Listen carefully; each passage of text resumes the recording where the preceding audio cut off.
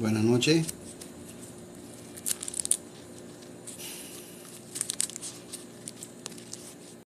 Voy a hablar del Espíritu Santo, cómo se manifiesta el Espíritu de Dios. Y otras personas que tienen el don de ciencia, de fabricar, de estudiar, de aprender y dar enseñanza, no solamente de la enseñanza cristiana, sino de otro tipo de enseñanza, profesores de educación, de cualquier tema, de cualquier tipo de carrera que uno quiera hacer en la vida para lo que uno nació. A veces lo hacemos como Moisés, por ejemplo, que no sabía que estaba predestinado para esto y aprendió y el Señor lo ayudó. Cuando ponemos al Señor de por medio, el Espíritu del Señor nos ayuda. Y le ha llenado del Espíritu de Dios de saber, de inteligencia y de ciencia en toda suerte de labores, para inventar cuanto se pueda hacer artificiosamente de oro y de plata y de cobre y de hierro y de lo que sea, de mármol y de piedras preciosas y de diversas maderas, y le ha dado por compañero a Olaib, hijo de Aquisimec, de la tribu de Dan. Es decir, aquí estamos hablando de la voluntad de que el Espíritu del Señor no funciona solo, ni es un espíritu egoísta. El Espíritu del Señor es un espíritu que hace unión. Aquí está uniendo a las tribus de Israel, porque en aquel lado de la tribu pues tenían este arte de hacer cosas, y el Señor, tenían el Espíritu del Señor. No le dijo que lo hiciera solo, ni el mérito era solamente para Moisés, era para las otras tribus, que es lo que hacemos cuando estamos en Espíritu del Señor. O cuando nuestro propio Espíritu, que comulga con nosotros, que vive con nosotros, que es el que tenemos todos los seres humanos, le hacemos entrega a ese Espíritu de nuestras actividades, de nuestras actitudes, de nuestros pensamientos, de nuestros amores y de nuestras pasiones. Entonces, cuando mora en nosotros el Espíritu de Dios, ¿pero por qué? Porque hay un testimonio de parte del Espíritu, que es santo también, y hace que abramos las puertas para que entre el Espíritu de Dios en nosotros y reconozcamos que el Espíritu de Dios sí puede morar en nosotros. ¿Y de qué manera mora? En inteligencia, en sabiduría, ¿verdad? En conocimiento, en muchas formas, que es lo que llamamos nosotros Espíritu y Padre y Espíritu Santo. No, es el Espíritu de Dios, siempre es Dios. El Hijo siempre es Dios, siempre es uno solo, y aquí se van a dar cuenta.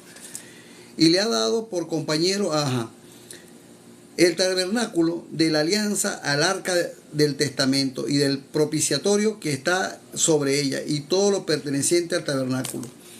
En aquel entonces el Señor hablaba a través del Espíritu, porque no hay una sola persona que puede decir que el Señor se presentó en esta forma, en aquella forma, y que si era corpulento, o si usaba una manta, o si tenía el cabello largo, como muchos dicen que lo ven. En ninguna parte de la Biblia dice cuál era el aspecto de Dios, pero sí habla del Espíritu de Dios. Pero dice la palabra también, y lo dice Jesús: he estado con ustedes y no me han visto, y ustedes harán cosas mayores. Es decir, cualquiera que esté en los buenos caminos, de alguna manera u otra, el Señor no es corpóreo como nosotros. El Espíritu de Dios no es como nosotros, que nos vemos, ¿verdad que sí? Pero el que está en el Espíritu de Dios, cuando alguien más también está en el Espíritu de Dios, percibe y comparte la sabiduría, comparte la bondad, comparte el amor, y no es mezquino. Para empezar por ahí. El tabernáculo, que llama aquí el tabernáculo, en aquel entonces era un tabernáculo hecho por hermano de hombre. Hoy en día no existe tal tabernáculo. Esa es una trampa del enemigo, que nos llaman que esos son iglesias. Tampoco son iglesias. Son lugares de congregación. Puede ser su casa, puede ser un parque, puede ser a la orilla de un río, a la orilla de una playa, en plena vía pública, hablar del Señor.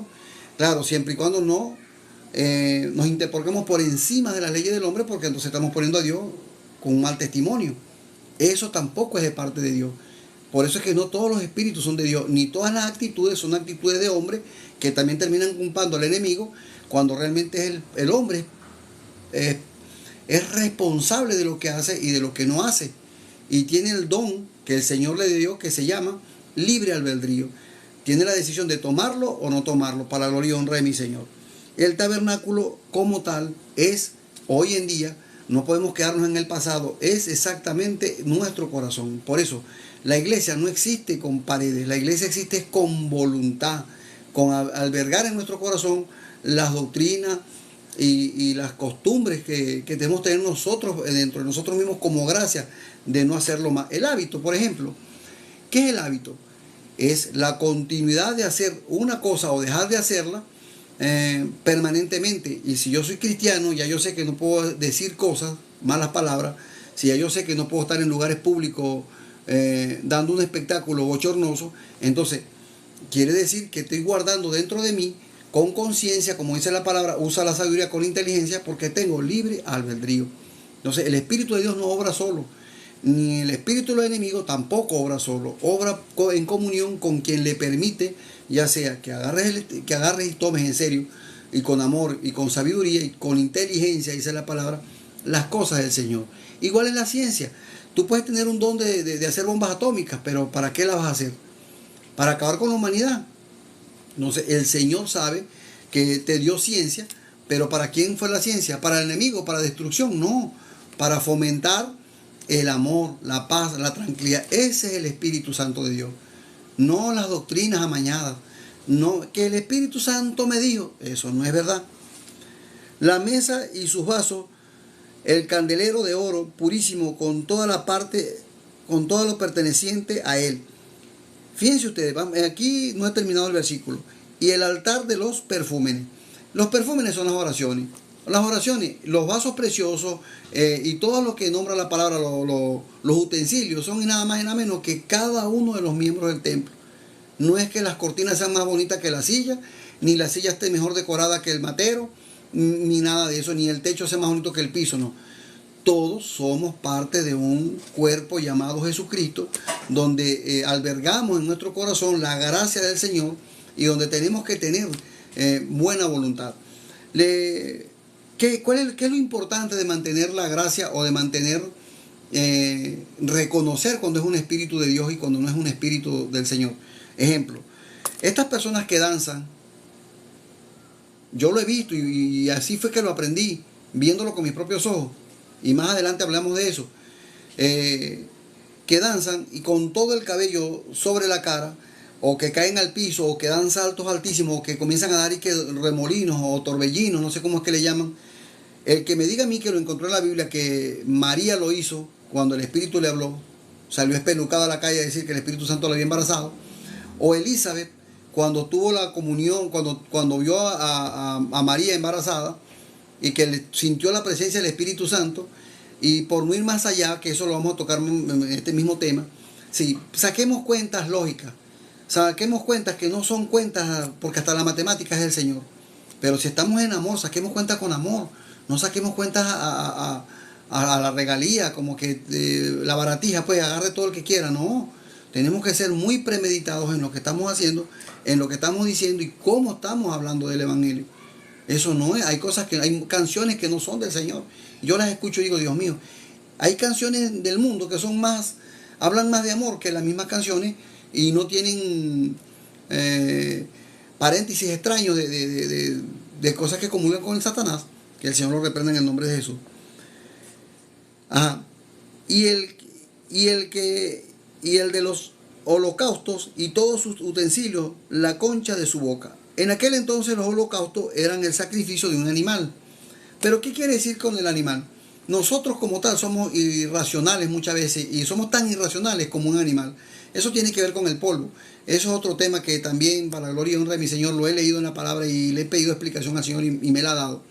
Todos venimos del polvo, no solamente fue Adán y Eva. Porque si solamente hubiera sido Adán y Eva, ¿qué pasó con aquel hombre que dijo de Caín que a Caín no lo podía matar porque se condenaba, no sé si 70 veces o 700 veces, como haya sido el caso? ¿Quién le enseñó las leyes a él? ¿Quién respiró vida en su aliento de vida en su boca? Saquen cuenta, ¿por qué la hermana de David no era su hermana? ¿Y por qué no aparece en la Biblia que era su hermana? Entonces, el Señor no dio leyes a la humanidad, a todos. No fue a uno solo, que también a veces esos somos egoístas. Que el Señor me dijo a mí, ajá, pero si yo estoy en el Señor y el mismo privilegio que tiene que lo tengo yo, ¿cómo es que yo no voy a saber que el Señor me lo dijo a mí también?